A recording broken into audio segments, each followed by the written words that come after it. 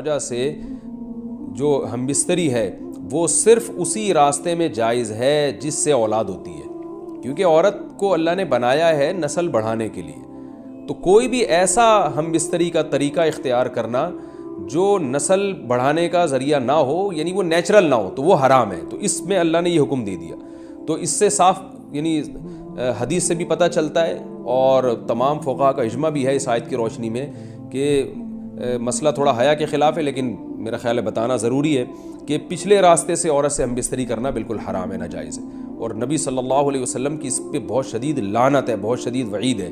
تو یہ بالکل اللیگل ہے اسلام میں کہ عورت کے پچھلے راستے سے اس سے ہم بستری کی جائے. جو لوگ لڑکوں سے بدفعلی کے عادی ہوتے ہیں ان کو یہ ایک چسکا لگ جاتا ہے، تو یہ حرام ہے، ناجائز ہے، کیونکہ اللہ نے بتا دیا کہ یہ تمہارے لیے بمنزلہ. ارشاد فرمایا نساؤکم حرث لکم، تمہاری عورتیں تمہارے لیے بمنزلہ کھیت کے ہیں. حرث عربی میں کھیت کو کہتے ہیں. تو بمنزلہ کھیت کے ہیں. جیسے بیج ڈالا جاتا ہے کھیت میں اور اس سے پیداوار بڑھتی ہے، تو عورت کی جو ایک حیثیت ہے، نیچر نے جو اس کی ایک حیثیت متعین کی ہے، وہ بھی ایک نسل بڑھانے کا ذریعہ ہے، جس میں مرد کا جو اسپم ہے وہ بطور بیج کے ہے اور جو اولاد ہے وہ ایک پیداوار کی طرح ہے. تو اللہ نے یہ یاد رکھیں، اس آیت کو نا بہت سارے غیر مسلموں نے عورت کے خلاف بہت نیگیٹیوٹی پھیلائی ہے کہ دیکھو اسلام عورت کی توہین کرتا ہے، اس کو کھیتی سے تعبیر کرتا ہے. تو کچھ لفظ کسی اور زبان میں جب وہ جاتے ہیں نا تو وہ توہین کا معنی دیتے ہیں. عربی میں جو حرث کا معنی ہے یہ تعظیم کے لیے ہے، توہین کے لیے نہیں ہے. اردو میں جو کھیتی کا معنی ہے وہ توہین کے لیے استعمال ہوتا ہے. کھیتی یعنی جو پاؤں میں روندی ڈالنے والی، اور زمین جو ہے نا پاؤں میں گویا روندی اس کو روندا جا رہا ہے. تو اس لیے اس کا اردو میں بالکل اسی طرح جو لوگ ترجمہ کر دیتے ہیں کہ عورتیں تمہاری کھیتیاں ہیں، تو یہ ترجمہ میرا خیال ہے اس لیے درست نہیں ہے کہ اردو میں اس کا مفہوم ہی چینج ہو جاتا ہے. یعنی گویا ایک عزت کے لیے جو لفظ اللہ نے استعمال کیا وہ ذلت کا ذریعہ بن جاتا ہے. تو اس لیے کسی بھی زبان میں جب ہم کسی بھی لفظ کا ترجمہ کرتے ہیں تو اس زبان کے ہمیں محاوروں کو دیکھنا چاہیے کہ اس زبان میں یہ لفظ کس معنی میں استعمال ہو رہا ہے. مثال کے طور پر ہو سکتا ہے کتا کا لفظ کسی زبان میں وفاداری کے لیے استعمال ہوتا ہو، کسی کو لوگ ڈاگ کہتے ہوں تو اس کا مقصد ہوتا ہے وفادار انسان ہے، لیکن ہمارے یہاں اردو میں گالی ہے وہ. اور آپ بولیں کہ بھئی وہ فلاں قوم ڈاگ کہتی ہے تو ہم کتا کہیں گے، تو آپ جب اس کا ترجمہ اردو میں کریں گے تو کتے سے نہیں کر سکتے.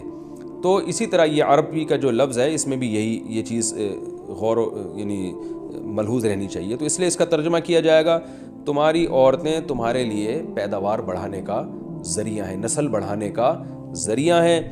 فاتو حرثکم، تم اپنے اس نسل بڑھانے کے ذریعے کے پاس آؤ، انا شئتم، جیسے چاہو، وقدموا لانفسکم، اور اپنے نفسوں کے لیے آگے بھیجو. یعنی اولاد کی نیت سے آیا کرو زوجہ کے پاس اور آخرت کے لیے انتظام کرو، یعنی اولاد پیدا کر کے جو تاکہ دنیا اور آخرت میں تمہارے لیے فیوچر میں تمہارے لیے کام آئے. دنیا بھی داخل ہے، آخرت بھی داخل ہے. تو اس آیت کا بھی ایک شان نزول ہے کہ صحابہ کرام تو چونکہ جو خواتین تھیں مکہ میں صدیوں سے وہ لوگ آباد تھے، ان کے سفر خاص طور پہ عورتوں کے سفر بہت ہی کم ہوا کرتے تھے.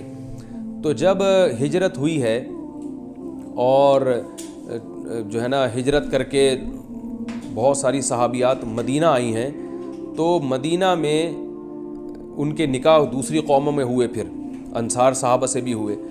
تو چونکہ تقویٰ تھا ان خواتین میں، للہیت تھی، تو بعض جگہ ایسے واقعات ہوئے کہ میاں بیوی کے جو آپس کا ریلیشن ہوتا ہے، ظاہر ہے وہ ہر قوم میں اور ہر جو ہے نا شخص کا مزاج دوسرے سے مختلف ہوتا ہے. تو بعض مردوں نے اس طرح سے اپنی زوجات کے ساتھ ہم بستری کی کہ ان خواتین کو پھر اشکال ہوا کہ پتہ نہیں اس طرح سے ہم بستری کرنا جائز بھی ہے یا نہیں ہے. تو انہوں نے نبی صلی اللہ علیہ وسلم سے یہ مسئلہ پوچھا کہ یا رسول اللہ، ہمارے شوہر ہمارے پاس اس طرح سے آتے ہیں تو کیا یہ جائز ہے یا نہیں. تو ان کے سوال کو بھی مبہم رکھا گیا اور قرآن نے اس کے جواب کو بھی کنایتاً بیان کیا، کیونکہ مسئلہ بظاہر حیا کے خلاف ہے.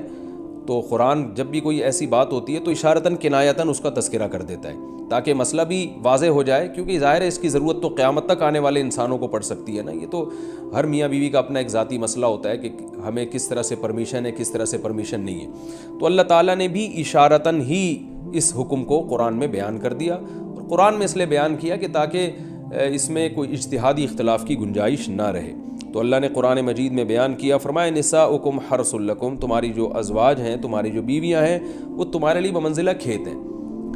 کھیت کا مطلب کیا ہوتا ہے؟ پیداوار بڑھانے کا ذریعہ.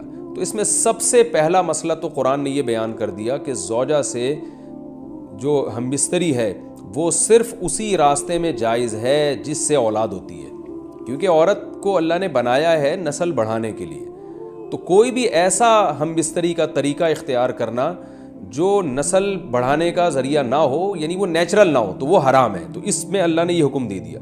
تو اس سے صاف یعنی حدیث سے بھی پتہ چلتا ہے اور تمام فقہاء کا اجماع بھی ہے اس آیت کی روشنی میں کہ مسئلہ تھوڑا حیا کے خلاف ہے، لیکن میرا خیال ہے بتانا ضروری ہے کہ پچھلے راستے سے عورت سے ہم بستری کرنا بالکل حرام ہے، ناجائز ہے. اور نبی صلی اللہ علیہ وسلم کی اس پہ بہت شدید لعنت ہے، بہت شدید وعید ہے. تو یہ بالکل اللیگل ہے اسلام میں کہ عورت کے پچھلے راستے سے اس سے ہم بستری کی جائے. جو لوگ لڑکوں سے بدفعلی کے عادی ہوتے ہیں ان کو یہ ایک چسکا لگ جاتا ہے، تو یہ حرام ہے، ناجائز ہے، کیونکہ اللہ نے بتا دیا کہ یہ تمہارے لیے بمنزلہ کھیت کے ہیں. تو اس میں قرآن نے وہ جو سوال تھا نا اس کی طرف اشارتاً جواب دے دیا اور آگے فرمایا فاتو حرثکم، تم اپنے کھیت کے پاس آؤ، یعنی پیداوار بڑھانے کا جو ذریعہ ہے اس جگہ کی طرف آؤ، انا شئتم، جیسے چاہو، یعنی باقی جس طرح سے تم چاہو زوجہ سے ہم بستری کر سکتے ہو، اس میں کوئی خاص طریقہ متعین نہیں ہے. میاں بیوی کا ایک دوسرے سے کوئی پردہ نہیں ہے. ہن لباس لکم وانتم لباس لہن، یہ دونوں ایک دوسرے کے لیے لباس ہیں. تو اس میں طریقہ کار کوئی بھی ہو سکتا ہے، کسی بھی طرح سے کرنا چاہو ایک دوسرے سے لطف اندوز ہو سکتے ہو. لیکن فاتو حرثکم، آنا موضع حرث میں ہے. حرث کا مطلب وہ اس جگہ کی طرف آنا ہے جہاں سے نسل بڑھتی ہے، کسی اور راستے کی طرف. اس سے صاف طور پر جو ہے نا وہ جو فاسق فاجر لوگوں کی جو برائی ہے جو لڑکوں سے بدفعلی کے نتیجے میں پیدا ہوتی ہے، اس کا اللہ نے قلع قمع کر دیا کہ اس کی اسلام میں بالکل اجازت نہیں ہے. باقی طریقہ کار کیا ہوگا یہ تمہارے اوپر، اس کی اللہ نے تمہیں اجازت دی ہے. وَقَدِّمُوا لِأَنفُسِكُمْ، اور چونکہ بار بار حرث کا تذکرہ ہو رہا ہے کہ نسل بڑھانے کا، تو اس لیے اللہ نے فرمایا کہ قدموا لانفسکم، اپنی ذات کے لیے فیوچر میں انتظام کرو. قدموا کا مطلب آگے بھیجو اپنی ذات کے لیے سرمایہ. کیا مطلب کہ جب زوجہ سے ہم بستری کرو تو نیت اولاد کی ہونی چاہیے، تاکہ وہ اولاد دنیا میں بھی اور آخرت میں بھی تمہارے لیے ذخیرہ بن جائے. تو یہ نسل بڑھانے کی بہت زبردست ترغیب ہے اس آیت میں. اور اس آیت میں اللہ نے عورت کا کہ بہت ساری ذمہ داریوں میں سے ایک بڑی ذمہ داری کا بھی بیان بتا دیا کہ عورت کو اللہ نے بنایا ہے. جو مرد اور عورت کا جو فرق رکھا ہے نا، اس فرق کی بڑی وجہ یہی ہے کہ مرد کے اسپم کو اللہ نے بیج کے طور پہ پیدا کیا ہے اور عورت کو اللہ نے زمین کے طور پہ. تو بیج اور زمین کے ملاپ کا بنیادی مقصد ہی نسل بڑھانا، پیداوار بڑھانا ہوتا ہے، نہ یہ کہ نسل روکنا. آج فیملی پلاننگ والوں نے اس آیت کی دھجیاں اڑا دی ہیں، اور جو پوری دنیا میں ایک بیہودہ قسم کی تحریک چل رہی ہے، یہ آیت بالکل اس کی نفی کر رہی ہے. اس لیے اللہ نے فرمایا اچھا، اللہ نے اس کا بھی جواب دے دیا کہ جو فیملی پلاننگ والے کہتے ہیں نا نسل بڑھنے سے تمہارا نقصان ہوگا، خرچے بڑھ جائیں گے، تو اللہ فرماتا ہے قدموا لانفسکم، تمہارا فیوچر بن جائے گا، سنور جائے گا. کیونکہ اولاد پہ اتنی انویسٹمنٹ نہیں ہوتی جتنا اس کا آؤٹ پٹ ہوتا ہے. ان پٹ کم ہے، آؤٹ پٹ زیادہ ہے. انویسٹمنٹ کم ہے، اس کے جو پروفٹ ہے وہ زیادہ ہے، دنیا میں بھی اور آخرت میں بھی. تو اللہ نے فرمایا اپنے نفس کے لیے، فیوچر کے لیے انتظام کرو، بڑھاپے کے لیے انتظام کرو. تمہارے بیٹے ہوں گے، بیٹیاں ہوں گی، پوتے ہوں گے، نواسے ہوں گے، بہویں ہوں گی. یہ دنیا کا مستقبل اور آخرت کا مستقبل کیا ہے. جو عبداللہ بن عمر رضی اللہ تعالیٰ عنہ نے جب نکاح کا ارادہ ترک کیا تو آپ کی جو ہمشیرہ تھی حضرت حفصہ، انہوں نے فرمایا کہ نکاح کرو، تمہارے اولاد ہوگی، دنیا سے جاؤ گے تو تمہارے لیے دعائیں مانگے گی. تو یہ آخرت کے لیے ذخیرہ ہے. تو اس لیے اللہ نے فرمایا کہ آخرت کے لیے ذخیرہ کرو. واتقوا اللہ، اور اللہ سے ڈرو. واعلموا انکم ملاقوہ، اور جان لو کہ تم نے ایک دن اللہ سے ملاقات کرنی ہے. تو جتنے حکام اللہ نے تمہیں اس آیت میں دیے ہیں ان تمام حکام کو تم نے فالو کرنا ہے. وبشر المؤمنین، اور ایمان والوں